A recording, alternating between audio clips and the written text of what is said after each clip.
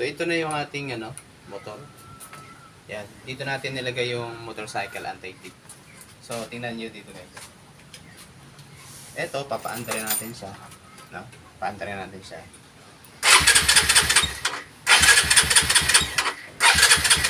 Ayan. Ayaw niya umandar. Yan. So, para umandar siya guys, ay kailangan natin siyang i-connect sa hotspot. So, buksan natin yung hotspot. Dapat mag-connected yung hotspot. Hintayin natin mag-connect.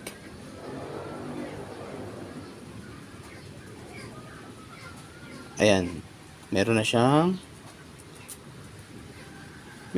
isang nakakonect. Ayan, click natin to. So, yan yung MAC address ng ating ASP8266. Ayan, connected na siya. Hintay tayo ng mga ilang seconds. Ngayon, punta tayo sa Blink App. Asan yung Blink? Ito. So, tingnan natin sa Blink kung connected na siya sa Blink. Kasi connected din siya sa Blink, mga guys. Okay.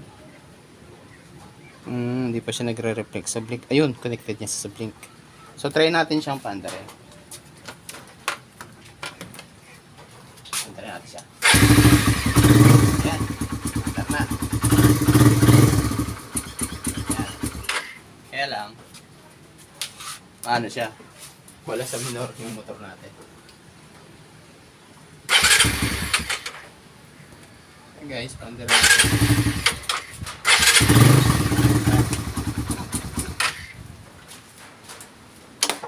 Supply. Okay. Ayan guys. Paandar siya. Ayan. Papatayin natin siya guys through Blink. Pag pinindot natin to, yun, patay. Yan. Hindi na yan mabubuhay guys, no?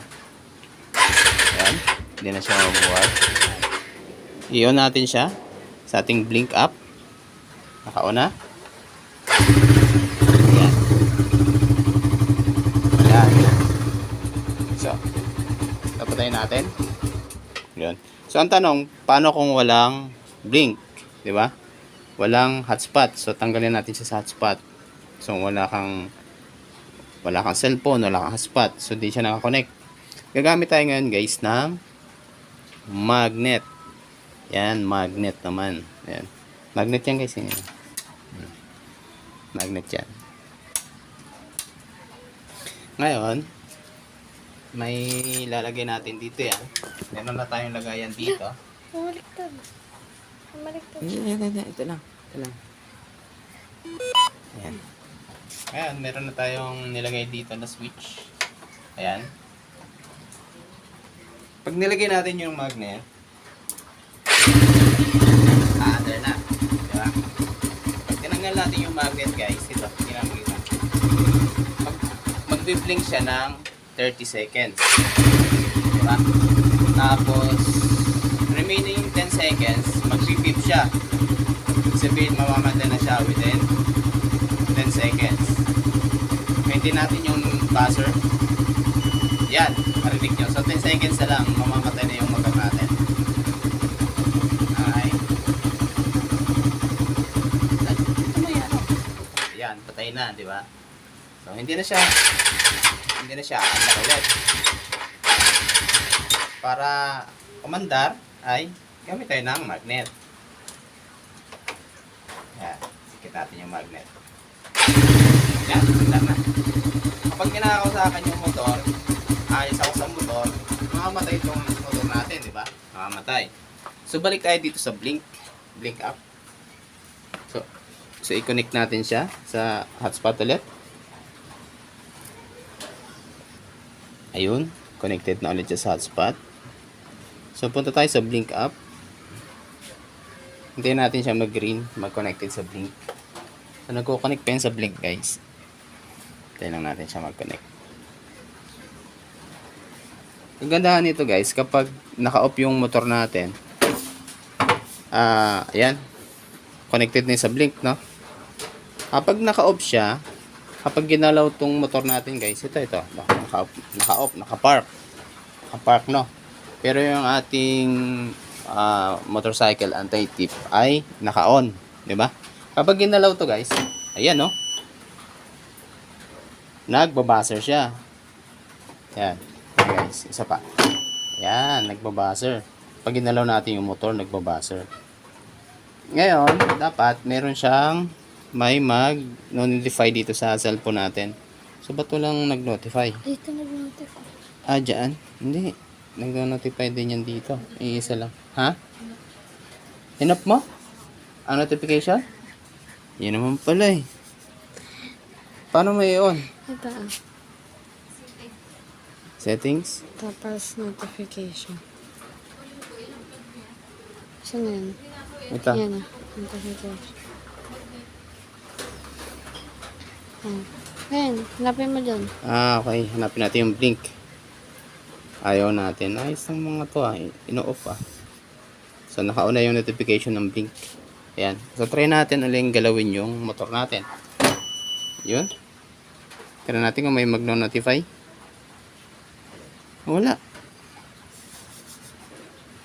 Ayun. May nag-notify na guys. Ayan. Wag na nakakaw. Alert. Sa isa pa. Galawin natin yung motor. Okay. Yan natin. Minsan, instant to guys eh. Ayan no.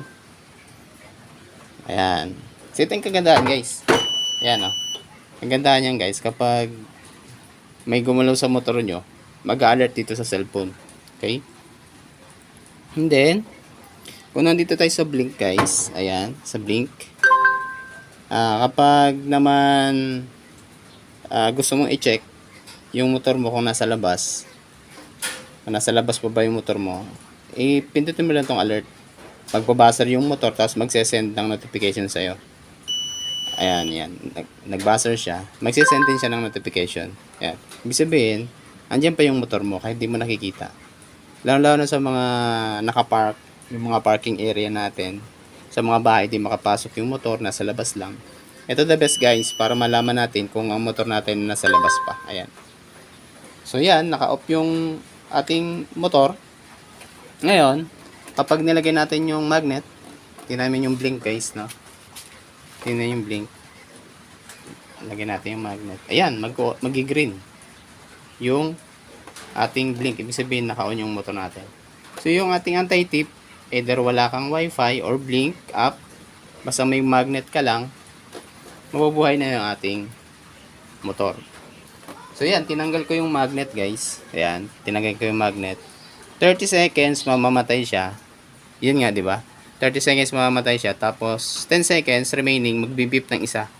Tapos, totally off na yung ating, hindi na ayan o, nag-buzzer na. So, 10 seconds, 7, 8, 5, 4, 3, 2, 1. Yun, nag-red na. So, hindi mo na mapapaandar yung motor. Kahit isusi mo yan, hindi mapapaandar. So, mapapaandar lang yan through magnet or blink or hotspot. Gamitin natin yung blink. I-on natin. Ayan. Patay natin. Patay. I-on natin. Patay. Okay. Alright. Thank you for watching. Thank you for watching. Goodbye. Peace.